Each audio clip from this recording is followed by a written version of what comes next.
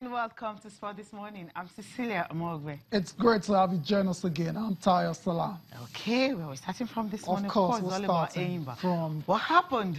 What happened? Okay. Million dollar question. Okay, 5 minutes madness. That's what it's been described as. Really? 5 minutes, 3 I thought goes it was a lot more than that. Okay, what was it? Anyways, the bottom line. Enyimba traveled to Congo Brazzaville and were totally destroyed by 3-0 by Kara Brazzaville. Who trampled on elephant? Yeah, that's in the CAF Confederation Cup. Not a very good tour and travel for Enyimba, but hopefully they're able to bounce back in the next match. Right now, the good thing is it's a group stage right now, and they can afford to lose a couple of games and still qualify for the next round. But not the very good story coming up from the camp of Enyimba. They lost against Kara Brazzaville. At all. A very bad one. Okay. Also on the show, this time around, we're going to Europe, and the Europa Kings, Atletico Madrid, that's who they are. They defeated Olympique de Marseille by 3-0 in the final of the Europa League last night in France. And this one was a bit of an anticlimax. Cecilia started very competitively, but after a while it just fizzled out, especially when the playmaker of Olympique Marseille, Dimitri Payet, went off injured. Okay. Well, it wasn't really a good one. That's why when he was leaving, he was practically whipping. Now, best one, how did this happen? Everyone gave it to the Warriors. They've got the 5 stars, the killer squad and all that. But then, it was sloppy, lackadaisical, however you want to describe it. But then the Rockets had it. It was a blowout, 127 and 105. Tier 2 center. Right, fantastic result for the Houston Rockets. They had to bounce back in this one if they didn't want to, go into a 2-0 hole. And that's exactly what it did. Fantastic result for them, like I said. And it makes the series look a lot more competitive. Cecilia, you can crack a smile now, because this is what you've been waiting for all along. You didn't want another 0-2 series deficit. It's going to just get boring and predictable and all that. I love the fact that what happened between Coyote and yesterday just didn't happen again today. In the sense that you guys said, oh, come on, the Warriors have got killer squad. They've got everyone. If you have to shut down Steph Curry, the assistant talking about Klay Thompson will come up. They have Draymond Green, you have KD and all that. So what happened to all of them on the night? Yeah, what happened to all of them? We're going to get to that in a bit now, but let's start the confirmation of that result again, just so you have an idea of how dominant Houston were on the night at the Toyota Center. It ended 127-105.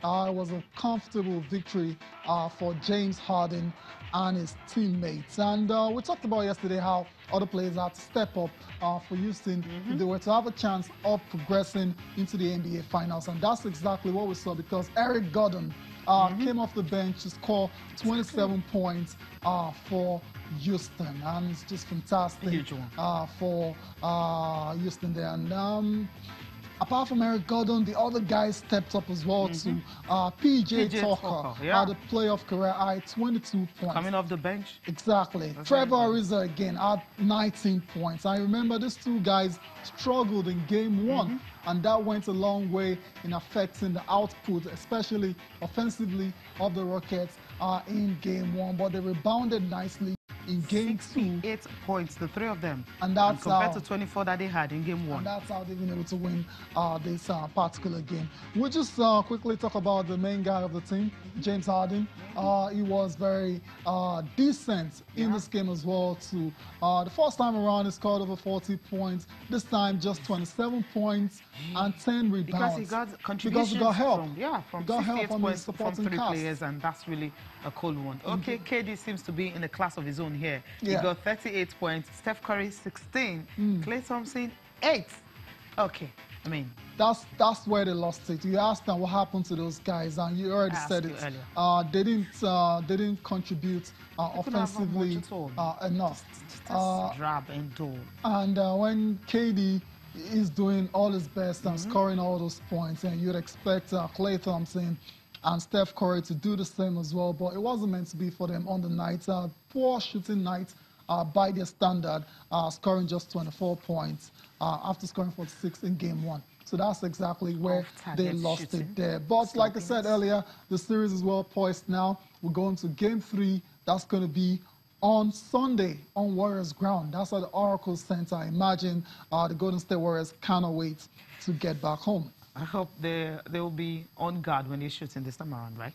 Yeah, we'll see. Okay, so it's going to happen in that one. All the three guys coming Let's talk tennis now. Okay, Djokovic, okay, so in the second game now, back-to-back, right? When was the last time he did this? This is the first time this year. Yeah, just counting it for him, right? Yeah, I mean, Djokovic, we'll get back to Djokovic later. Okay, let's start with Rafael Nadal. Rafael Nadal, we've been waiting for him to get on court at the Italian Open in Rome. When he eventually did, he didn't disappoint. He was in beast mode in his second round match, and very, very easy win. It turned out to be in straight sets for Rafael Nadal. He's advanced to the next round, Cecilia, and no surprises here at all. We expect Nadal to go all the way, perhaps to win the title for eighth time. Right. I mean, so you just him defeating 6-1-6 love. Zuma, for me, not a surprise at all. So Rafael Nadal still powering on at the Italian Open in Rome. Okay, cruise control there. But then he's going to face a last-distance tie with Denis Shapovalov, right? Right, that's a tough one. That's a tough one. Tricky one. Tricky let me put it that way. Tricky. Yeah. Okay, not tough. Or both? Yeah, it's both. I mean, when something is tricky, then it can end up being tough. But with the way Nadal is playing right now, I fully expect a well-motivated Nadal to go on and defeat Denis Shapovalov and move on into the next round. Also advancing is Novak Djokovic. Novak Djokovic, you're eager to talk about him. It was another straightforward win for Djokovic against qualifier. Qualifier Nicolas Basilashvili in straight set, 6-4, 6-2. That's how it ended. But we don't know what's going to happen to him in the next one, because he had to take this one in just 77 minutes. So, okay, good one, but then he's going to be facing Albert Ramos Vinolas in the next round. Exactly. Okay. So we'll see. He had a 5-0 winning record over him. Yeah, but Djokovic, you never can tell these days. Exactly. How far he will go. Exactly. But so far, so good for Novak Djokovic at the Rome Masters in Italy. From Novak Djokovic, let's move on and talk about the artist player on tour right now, because he won the last Masters in Madrid. I'm talking about Alexander Zverev.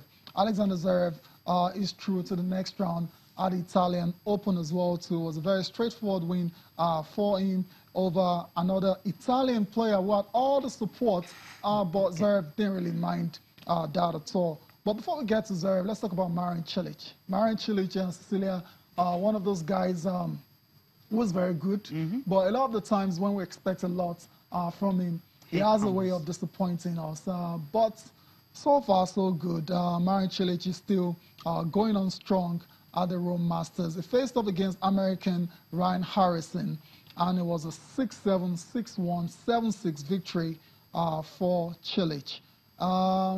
Cilic, I don't know. Okay, you're trying to describe who he is now, or maybe we're expecting of him in the next round or what? Yeah, I mean, how far can he go? That's what I'm looking at. That's the thing. How far can he go? Maybe the best might just be out. He's so unpredictable, so you really cannot bank on him. That's the word. It's unpredictable. Himself, I mean, look at this game. These guys, sometimes you just can't tell what's going to happen next one. Because this game, he struggled. They expected him to, have it cool and easy, but he didn't have it like that, because Harrison, had to give him that tough time. He needed to just kind of bring in the reserve he's got to be able to win this one. Okay, so good one for Del Potro is another player that has advanced into the next round. He took on the Greek sensation Stefano Tsitsipas in the second round matchup, and it was a 7-5, 6-3 victory for Juan Martin Del Potro. But his next game is going to be a lot tougher than this one, I believe, because it's taking on David Goffin of Belgium.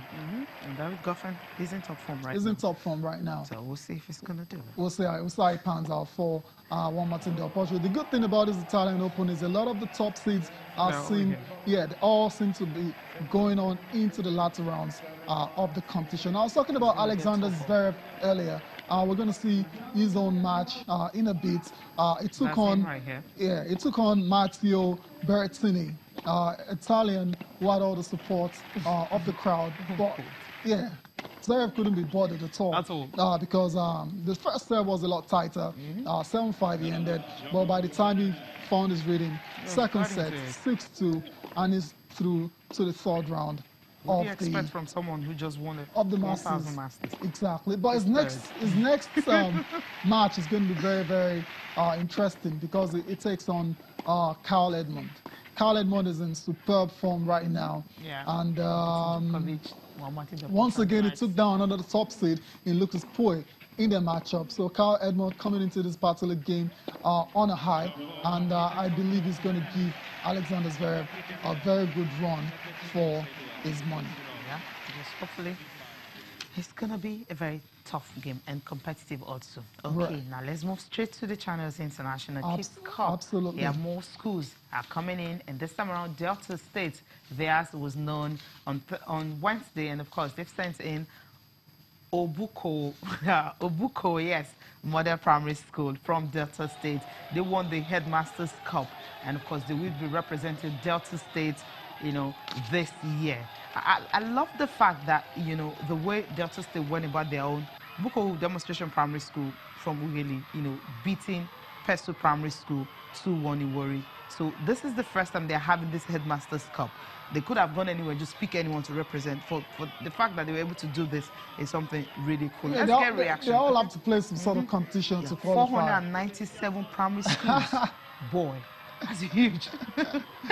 Okay, while we enjoy the highlights, let's also get reactions from the governor and also the Commissioner of Sports of the state. The winner of this competition, Obuko Demonstration Primary School, will be participating in that competition. And I want to urge all the players of Obuko Demonstration Primary School, realize that while you are in Lagos, you are carrying the symbol of Delta. Therefore, first, you must be very well behaved. Two, you must be prayerful. And I know you're already working hard and God will be with you. We are expecting that you're going to be very committed in the field of play and that you bring back that cup to Delta. I've directed through the SSP's office to the Director of Football that they will provide them with the government house bus that will carry them about in Lagos. But for their trip from Delta to Lagos, they will be on the flight from Warri. And also on their return, they will be brought back with the flight back to Warri. I mean, I could have gone to pick any school, but we think that that's the wrong approach. First of all, the competition brings out the best in the teams. And so we believe that this is a step in the right direction. Going forward, the representative at the Channels Cup will be the winners of the annual Headmasters Cup competition. This year, it's been sponsored by the state government, but we hope that between now and next year, we'll be able to find a willing partner in a private organization and a reputable organization, just like we did in the Principal's Cup, where we have Zenith Bank as a sponsor. So we're going to work hard to ensure that we have sponsors for the next edition, and then we'll grow the partnership.